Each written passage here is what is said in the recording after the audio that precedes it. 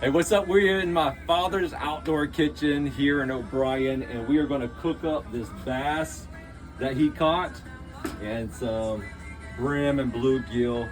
I'm going to show you guys how to break this fish down. Because of the size of it, you don't want to cook it whole like that unless you're going to grill it.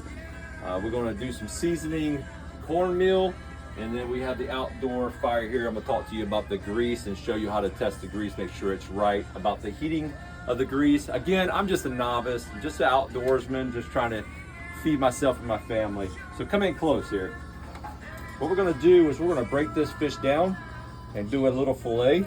Everybody has their own way of doing things, but this is how I do it. Just nice and simple, nothing fancy, nothing elegant. Just break this joker down. Right. And I want to make it to manageable fillets like that, to where it cooks nice and evenly. I'm gonna leave the bones in because I like picking the bones as well.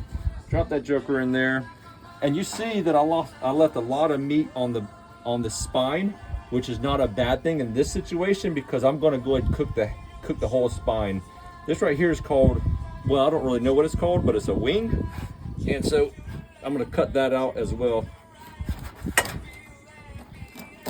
We're gonna cook that joker because that's some good eating right there.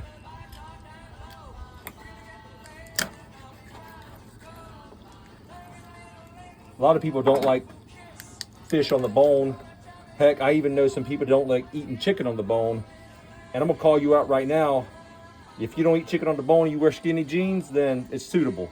But maybe you should learn how to eat meat off the bone, bro. If you wanna be a man, that's what we do. That right there, that's some delicious meat. We're gonna throw that in there and cook that too. We're gonna go ahead and just fillet that other side real quick. Nice and sloppy. It ain't gotta be nice. It ain't gotta be fancy. You get one of them Bubba blades or a fancy, gosh, any kind of fillet knife. It can be one of those electronic ones or whatever. It's okay fillet.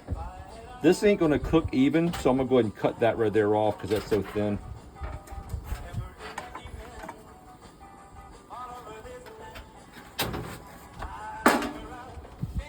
Go ahead.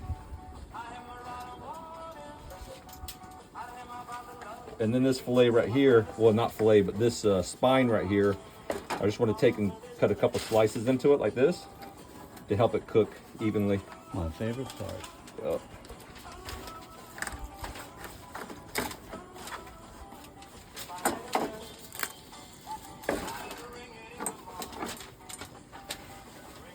Make sure it cooks all the way through. I love eating that tail. Who else likes eating that tail right there? Me. Fish tail. Like crackers. I love crackers. I'll throw that in there because our pan's getting kind of thick. And then I'm gonna cut this wing out right here. When I let the head on, I left it on purpose because there's a lot of meat in the jaws. You can eat the eyes.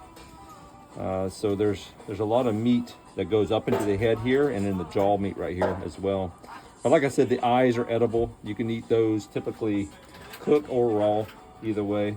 I'm just gonna leave that whole, just like that, because it'll go right into the pan.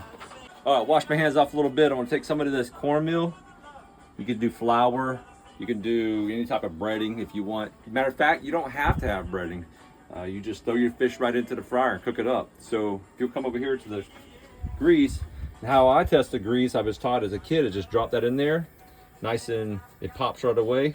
So we're just ready to have some fish. Take off the residual. There we go.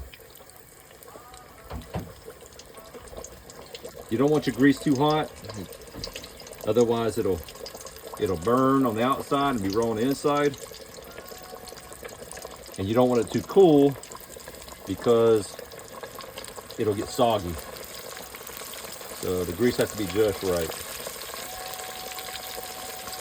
And I'm sure there's thermometers out there you can use. Again, just a redneck cooking some bass. Yeah. And while the sportsmen let these bass go, thank you so much. Love eating me some bass.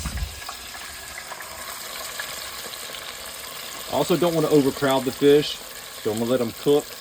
And typically when you're deep frying, it needs the fish, once they start floating, that's a sign that they're done. So I like to let them float for a minute and then flip them and so on. So that's that one big fillet. The head itself, I decided not to bread. I'm just gonna put it in there directly, and so it's in there. With the big fillet and the head in together. And this is some of the first product that come out here. So now with the bluegill / brim, whatever you want to call them, we just basically, they're kind of thick, so I'm just gonna slice them, right? Just slice them down a little bit. And when they cook, that grease will get up in there and it'll help cook it a little better. Yeah, that's what I do with the big ones.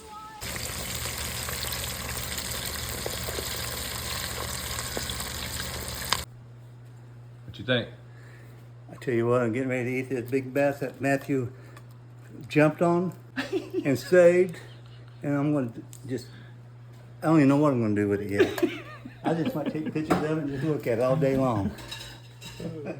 Yeah, there's that head right there, boy. I'll show you how to eat those eyeballs in a minute.